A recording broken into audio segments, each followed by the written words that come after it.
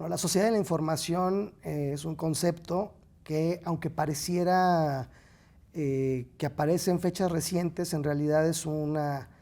manera de describir una serie de fenómenos y procesos comunicativos que tienen su origen en el siglo XIX, concretamente durante el reinado de la reina Victoria.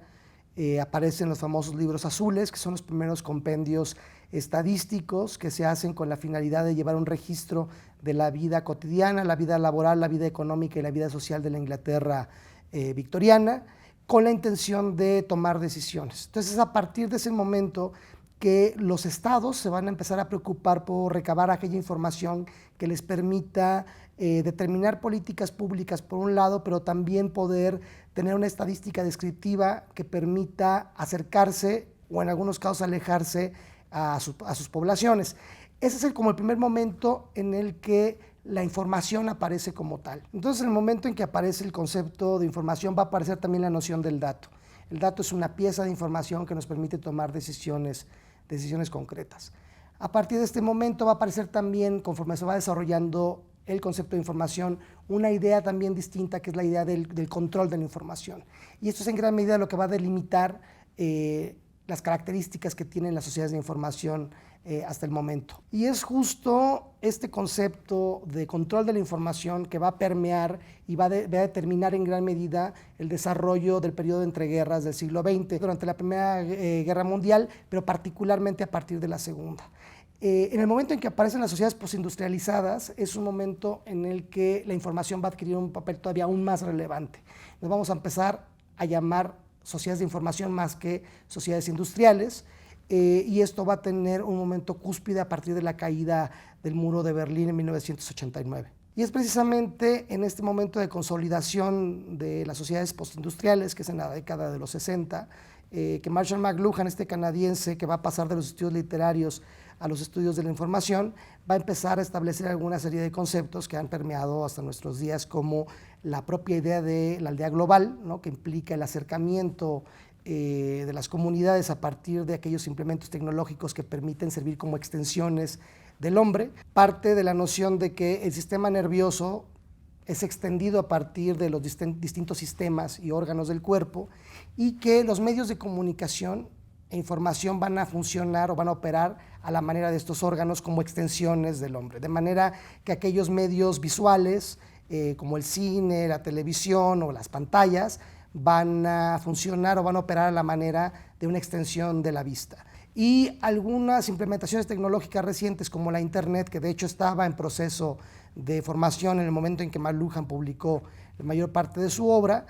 van a operar a la manera de una extensión del propio sistema nervioso. Y es ahí que a partir de la década de los 80, futurólogos como Alvin Toffler o académicos como Manuel Castells van a comenzar a hablar de una serie de procesos de transformación de la vida cotidiana, de la vida laboral, de las propias formas de apropiarnos conocimiento.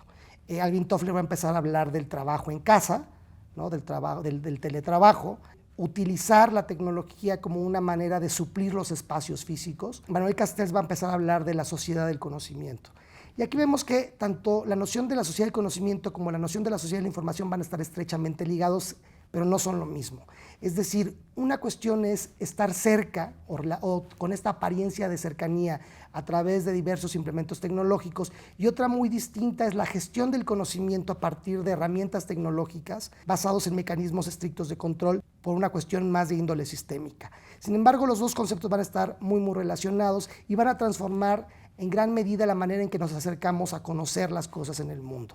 De ahí que la importancia del conocimiento científico autoaprendido o autodidacta vaya a tener cada vez mayor relevancia en nuestros días. Cada vez más son las instituciones de educación superior o centros de investigación que están acudiendo a recursos en línea para poder socializar el conocimiento, y esto es algo más allá de la propia institución, va más allá de la propia institucionalización clásica de los saberes. Es uno de los momentos más importantes en términos de la historia social o de nuestras sociedades, en el sentido en que son estas instituciones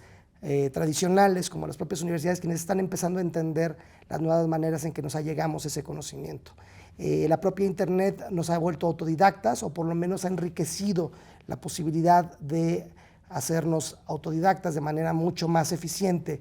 que en el pasado, porque no habría que olvidar, digamos, que a partir después de la Segunda Guerra Mundial había clases por correspondencia, por ejemplo, que se anunciaban en revistas o en folletos.